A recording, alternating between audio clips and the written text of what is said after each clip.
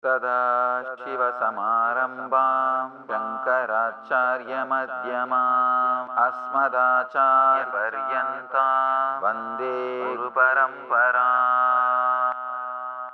Relax.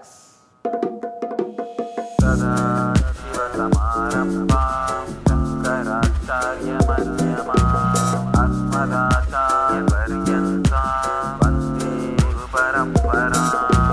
सदाशिवसमारम्भां शङ्कराचार्यमध्यमाम् अस्मदाचार्यपर्यन्तां वन्दे गुरुपरम्पराम्.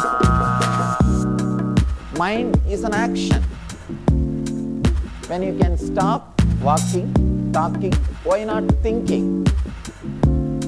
Mind is not a thing. It is an action. Without having what you call as mind and living your life is what I call living enlightenment. सदाशिवसमारम्भां शङ्कराचार्यमध्यमाम् अस्मदाचार्यपर्यन्तां वन्दे गुरुपरम्पराम्.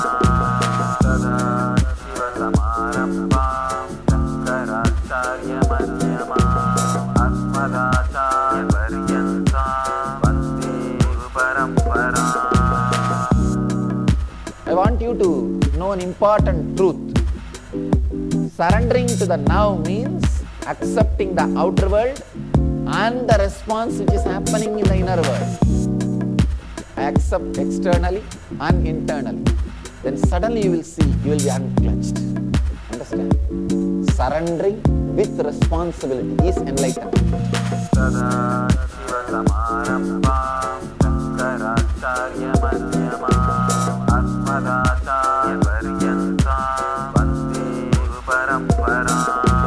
सदाशिवसमारम्भां शङ्कराचार्यमध्यमाम् अस्मदाचार्यपर्यन्तां वन्दे गुरुपरम्पराम्. That's all.